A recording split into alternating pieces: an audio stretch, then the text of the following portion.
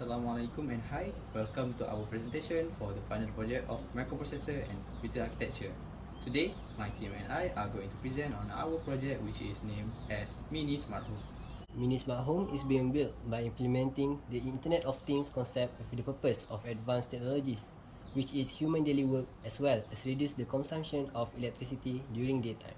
First of all, let us go through the components which are being used for this project. First, we have 4 LEDs here which represent lamps at room 1, room 2, room 3 and room 4 of a house. Next, we have this keypad which represents the smart lock of the house. Other than that, we have this DHT11 temperature and humidity sensor to detect the ambient temperature of surroundings. We also have the LCD here as display for all these information and parameters detected by the other components. And finally, a Wi-Fi module is being connected to the module to ensure the other electrical components could be controlled via any other control device. Now, let us see how this mini smart home works. Firstly, as for these LEDs, they can be controlled by tapping button on and off on the phone.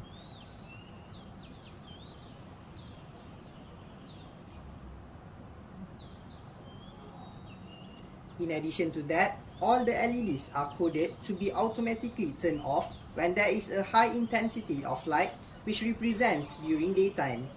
This is being done to reduce the consumption of electricity. Moving on to the next feature of the house, which is the temperature and humidity sensor. These sensors can detect the temperature and humidity of the surrounding, then display the information on the LCD. Last but not least, if the user would like to exit this mini smart home, the LCD will display a message to prompt the user to enter and set a password.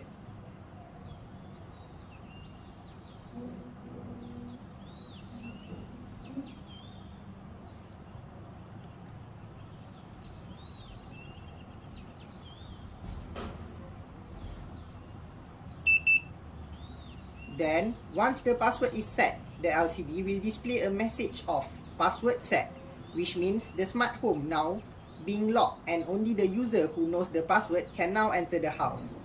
Then, when the user would like to enter the house again, the user will be prompted to enter the password that has been set in order to get access to enter the house. However, if the password entered is wrong, the LCD will display a message of access denied and the buzzer will go off.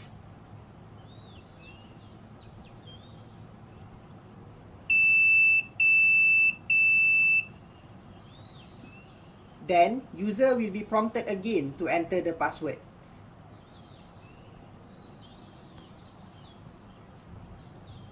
Once correct password is being entered, a message of access granted will be displayed on the LCD, thus resulting the user to get to enter the house. As a result, the user will again be able to access all the features in the house, like the automated light control system, and the temperature humidity sensor.